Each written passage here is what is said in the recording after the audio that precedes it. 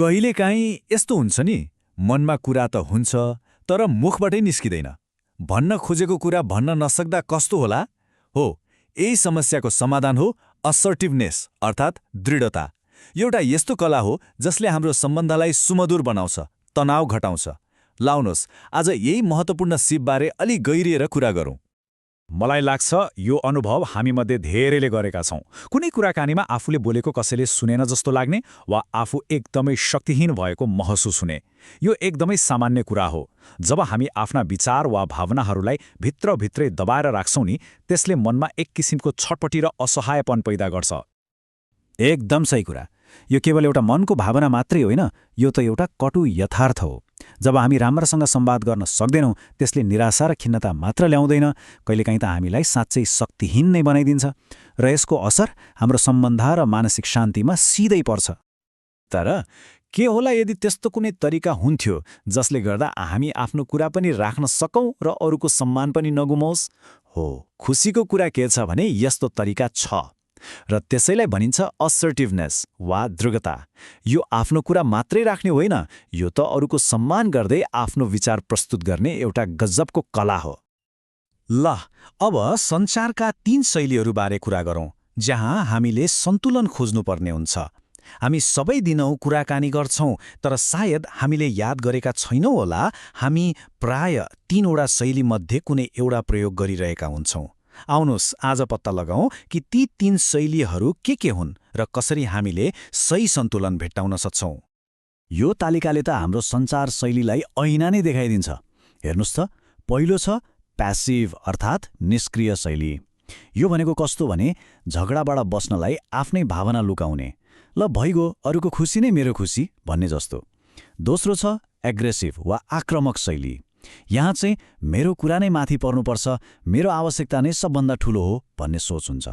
तर तेस्रो र सबैभन्दा उत्तम शैली हो असर्टिभ अर्थात् दृढ। यसले के भन्छ भने हाम्रा दुवैका आवश्यकताहरू उत्तिकै महत्त्वपूर्ण छन्।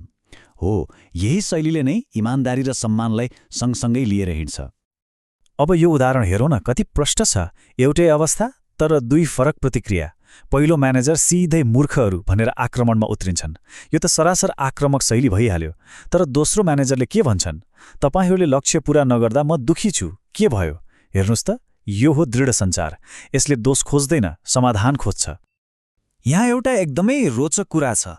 दृढता वा असर्टिभनेस हाम्रो प्राकृतिक गुण होइन। हामी यो लिएर जन्मेका हुँदैनौँ।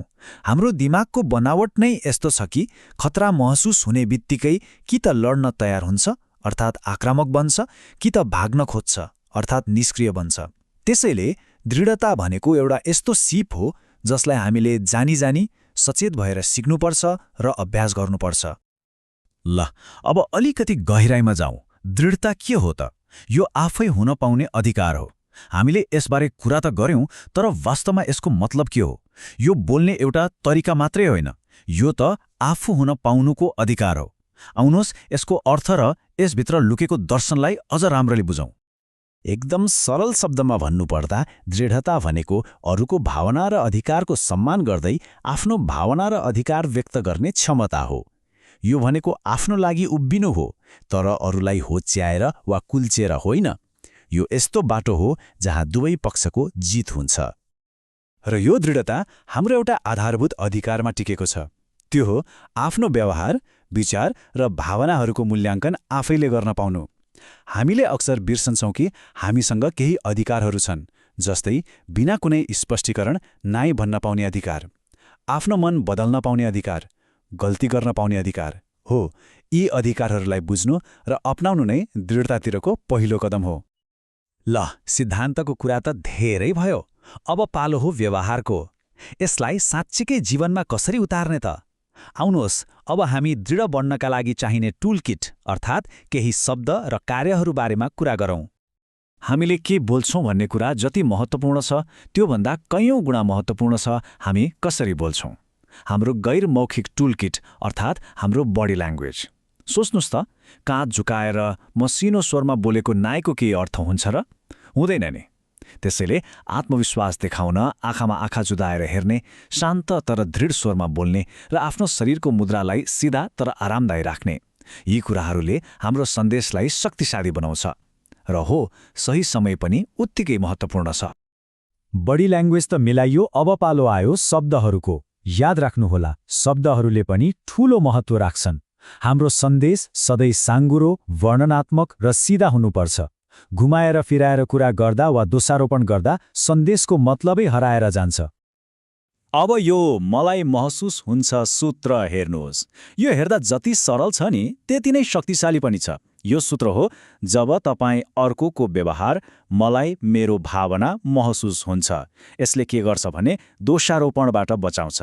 जस्तै किन सधैँ चिच्याएको भन्नुको सट्टा जब तपाईँ ठूलो स्वरले बोल्नुहुन्छ मलाई अलि असहज महसुस हुन्छ भन्नुभयो भने त्यसले झगडा होइन, संवादको ढोका खोल्छ। र कहिलेकाहीँ अलि बढी स्पष्ट पार्नुपर्ने अवस्थाहरूका लागि यो अझ विस्तृत सूत्र पनि छ। यसमा 3 कुरा छन्: व्यवहार, त्यसको परिणाम र आफ्नो भावना। जस्तै जब तपाईँ व्यवहार, तब व्यवहारको परिणाम र मलाई मेरो भावना महसुस हुन्छ। उदाहरणको लागि, जब तपाईँ मिटिङमा ढिलो आउनुहुन्छ तब हामीले सुरुदेखि सबै कुरा दोहोर्याउनुपर्छ र त्यसले गर्दा मलाई अलि निराश महसुस हुन्छ। ल, अब हामीसँग टुलकिट पनि भयो, सूत्रहरू पनि भए। अब यी सबैलाई व्यवहारमा कसरी उतार्ने त? आउनुहोस्, अब हामी सफलताका लागि 5 चरणहरूको एउटा प्रयोगात्मक गाइड हेरौँ। यो 5 चरणको ढाँचाले कुनै पनि गाह्रो कुराकानीलाई सजिलो बनाउन सक्छ। पहिलो, तथ्यको वर्णन गर्नुहोस्। जस्तै हामी 5:30 मा भेट्ने कुरा थियो, अहिले 5:50 भयो। यहाँ कुनै आरोप छैन, केवल तथ्य छ। दोस्रो, त्यसको प्रभाव बताउनुहोस्। अब हामीसँग छलफल गर्न कम समय छ। तेस्रो, म कथनको प्रयोग गर्नुहोस्। मलाई राम्रो लाग्थ्यो यदि। चौथो, आफ्नो भावना स्पष्ट पार्नुहोस्। त्यही जब तपाईँ मलाई महसुस हुन्छ वाला सूत्र प्रयोग गरेर। र अन्त्यमा 5औं, स्पष्ट रूपमा आफ्नो अनुरोध राख्नुहोस्। तपाईलाई के चाहिएको हो सोझै भन्नुहोस्। यी चरणहरूले तपाईँको कुरालाई एकदमै स्पष्ट र प्रभावकारी बनाउँछ। ठिक छ, हामीले दृढता के हो र यसलाई कसरी अभ्यास गर्ने भन्ने त बुझ्यौं, तर सबैभन्दा ठूलो प्रश्न त अझै बाँकी छ। यो सिपमा महारत हासिल गर्नु किन यति धेरै महत्त्वपूर्ण छ? आखिर यो सबै मेहनत किन गर्ने? यसका फाइदाहरू साँच्चै जीवन बदल्ने खालका छन्। सोच्नुहोस् त, जब मानिसहरूसँगको द्वन्द्व कम हुन्छ, तनाव घट्छ। जब तनाव घट्छ, हाम्रा व्यक्तिगत आवश्यकताहरू पूरा हुन थाल्छन्। यसले गर्दा बलियो र इमानदार सम्बन्धहरू बन्छन् र अन्ततः यी सबै कुराले हाम्रो समग्र मानसिक स्वास्थ्य र जीवनको खुसीलाई नै बढावा दिन्छ। अब एकछिन सोचौँ त, आउँदो हप्तामा यस्तो कुन कुराकानी होला जहाँ हामी अलिकति भए पनि बढी दृढ हुने अभ्यास गर्न सक्छौँ? यो एकै रातमा हुने जादु होइन, यो एउटा यात्रा हो। तर याद राखौँ, हरेक सानो प्रयासले हामीलाई आफ्नो आवाज खोज्न र सम्मानजनक सम्बन्धहरू बनाउन मद्दत गर्छ।